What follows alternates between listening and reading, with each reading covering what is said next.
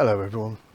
Right, I just wanted to give you a little bit of sort of like maybe advice, I suppose it is, and a little bit of a not overview of my wing in particular, but we are going to go over some of the things that are on it, but the reasoning why I've used what I've used. Now, one of the first things that I'm going to get to is if you can build your own, build your own. Now, with like this is the AR wing, the 900 size. It's a great wing to fly around, it's a great one to learn with, and I've had loads and loads of fun with this, and I intend on having loads and loads more fun with it. So if you can get one of these as a kit, get it as a kit. They're fantastic, and you would not regret it, and they're pretty cheap, about £45 I think you can find this for, as a kit, and you put it together yourself. Now you can choose whether to put a receiver in it, which you can control your servos with, so you don't actually need a flight controller, GPS or anything like that in it. You can just fly it with this, which is a pretty cheap way of doing it, because these I think are about £25. That's like X8R. Or you can go for the flight controller option. But just before we get into any of that, because there's quite a bit of setting up for that to do, and I don't mind, doing a video about how I've set mine up and show you all my settings and bits and pieces. That's fine. But it's going to be too long for this. But these are sort of little bits of advice I just want to give you with this. Now, if you've never flown a wing before, this is an ideal sort of first timer's wing. Okay. One, it's light. Two, it's pretty inexpensive. Three, you've got a good opening access here to be able to put your kit, if you're going to put kit in there, and there's plenty of choices for what you can do for the camera. What I would suggest to you though is don't build one if you've not built one before and decide to stick something like a GoPro in there, or anything expensive, or really a heavy camera at all. And the reason why I'm saying this is you're going to crash, alright? You may crash on your launches, you may crash on your landings, but you're going to crash. And if you've got this big heavy lump of a camera in there, you're going to have a lot more force in your crash. And you will find that you're going to damage your camera, you're probably going to damage the craft more, and you'll end up regretting it. What I would suggest you do is just get one of these little cameras. I mean, you can pick up like a little Swift, little CCD Swift, £23, and you can pop that in. All you got to do is find yourself some of this like polystyrene stuff. It's like packing foam. Now I've got this. I've just pulled this up, but I've actually got a different style of this in here. Let me just pull that out. See, I've put a camera in there. I've got a Cadex Ratal in there, and all I did was get some of this foam stuff, cut a hole in there, and I just shoved the camera through. This is very light.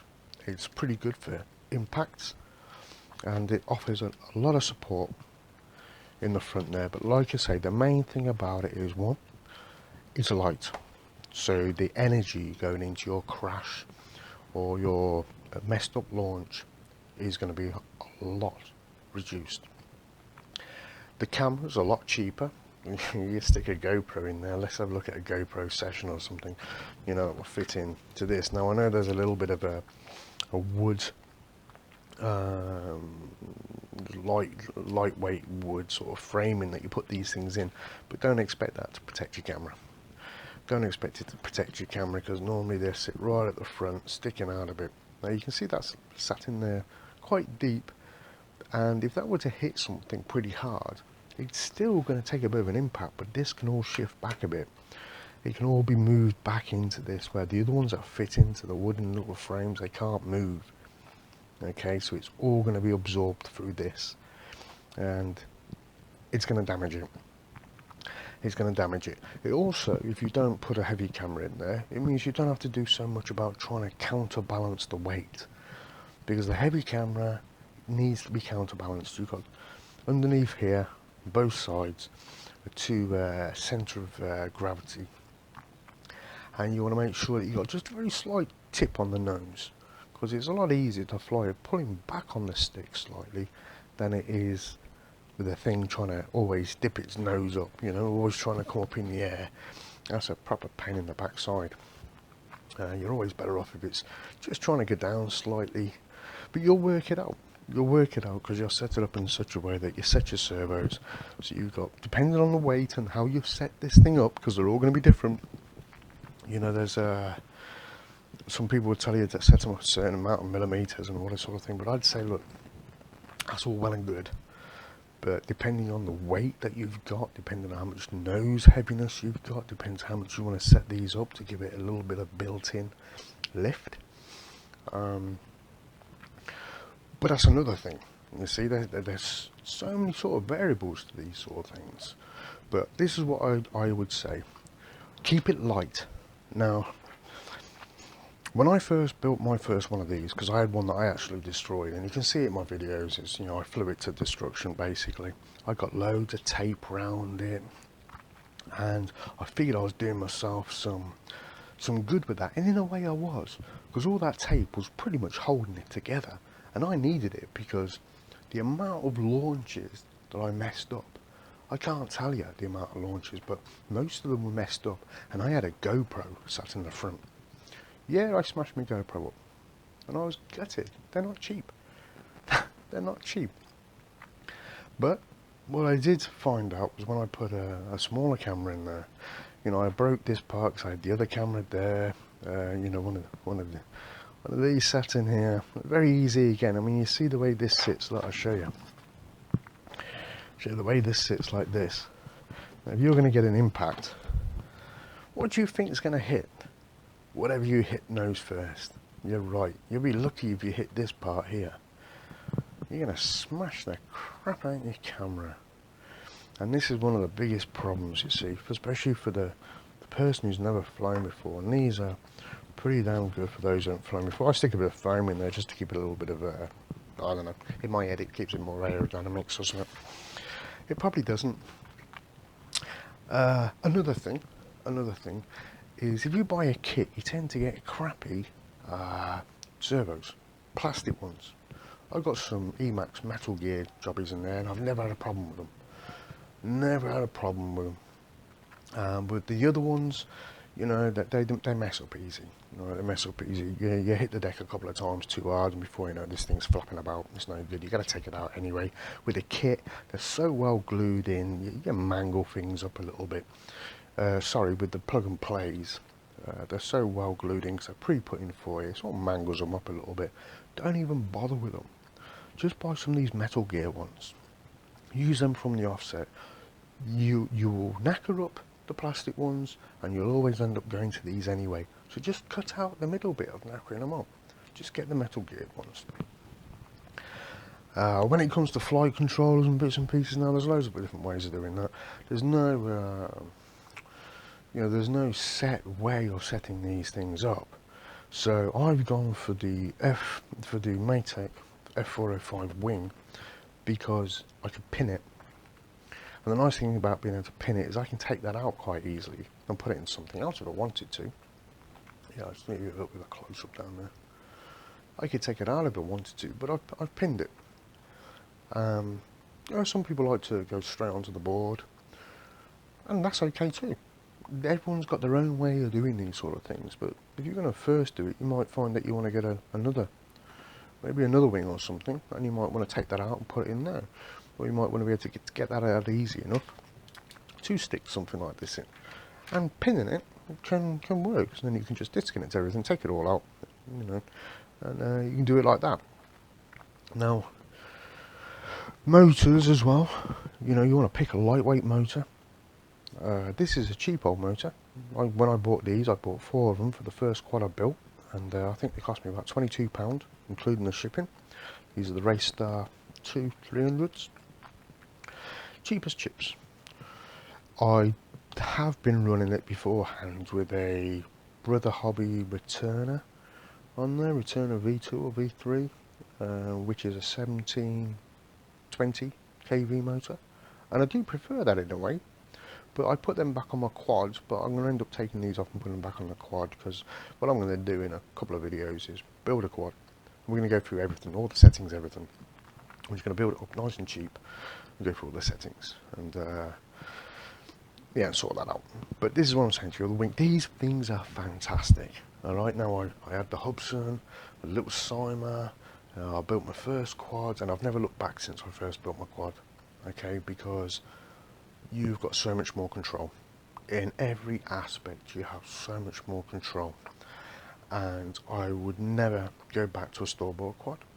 Not unless it was, you know, for some reason I wanted to get myself one of them little tiny DJI things. A little fold-away thing that you could just chuck up in the air and capture some quick 4K video.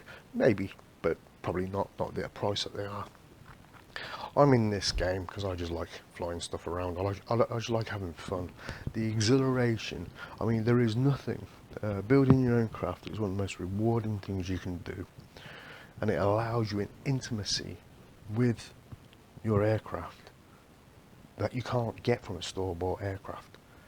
Okay, you just know all this stuff on here, and you just don't get that with store-bought. These things are absolutely fantastic. You know, you can. This has got like a little ESC off the side of my quad. So that's all you need. You don't need a big ESC sat in here. Just put one in. That never gets too hot. Never. I land it. I fill the motor lukewarm. I fill the thingy lukewarm, and that's what you expect. Because you've got a load of air blasting past it. It's absolutely fantastic.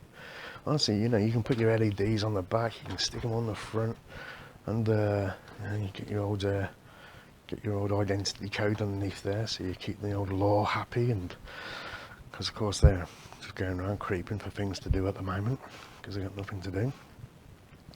I run a real cheap and cheerful. This is the VTX02 or something, about 10 or 11 pounds. Probably the same in dollars, to be honest with you. We seem to get stitched up here when it comes to pounds and dollars. You know, if it costs $9.99, you bet your bottom dollar it's going to cost us £9.99 here. So yeah, fantastic. So if you ever decide you want to get into building one of these things, get something like this. Honestly, get it.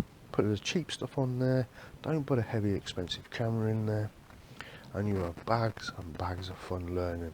You crash it, you're not going to do halfway so much damage because you've not got the camera. Look, the camera might cost you 200 quid. The whole thing doesn't cost you anything near £200. You get this kit sorted out with one of these chucked in, and buy yourself a nice Tyrannus transmitter for less than £200, and you're on the go. You know what I'm saying? So they're my little tips. If you're gonna do something like this, go lightweight at the front. Stick your camera in something like this, but just use, like, you know, something like this, or the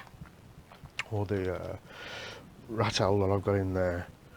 Just because if you do bump it, it's not got so much weight there. This will cushion it, and you will save your camera. The worst probably thing that's going to happen is you might crack a lens. Well, that's, you know, cost you a tenner. You do it the GoPro, you're hundreds of pounds out of pocket, and it's a wounder. And chances are, if you do it bad enough to do that, you're going to take the one out that's in there as well, and that might have cost you £40. Okay, that's it. That's what I want to say on that. Yeah, stay well, and I'll see you in the next video. Oh, just before I go, wait, very important, powering these things. Now look, this is what I use generally. This is a Zippy Compact 2.2 amp 4S battery. Fantastic. I stick a 6-inch prop in the back. Some might say, oh, the prop's a bit too big, but it works fine even when I give it a good old full throttle. But I made myself one of these. This is 3 amps. Okay, 3 amps of 4S. Now, this comes in at 209 grams with a little bit of loose change. This comes in smacking 200 grams. So not only is it lighter than this, it is also 3 amps. But I can't really run this on can't really run it continuously more than 5 amps really. But if you see any of the flights I've been doing with this, it runs 3, 4 amps, 5 amps. It will, you know, push it up even higher if I give it loads and loads of throttle. But if I keep this, you know, just a couple of seconds at 10 amps or something, giving it a bit of a punch, it'll be fine. But just running it around about 4 amps, these are ideal. These are Sony Summit batteries, I can't remember what they are, but they're supposed to be pretty good anyway. But yeah, that's another great thing about when you build your own, you know, and you can actually get into sorting your batteries out as well and doing. So that's it just for this one. I shall speak to you later. Stay safe, everyone stay well, and we'll speak real soon. Bye bye for now.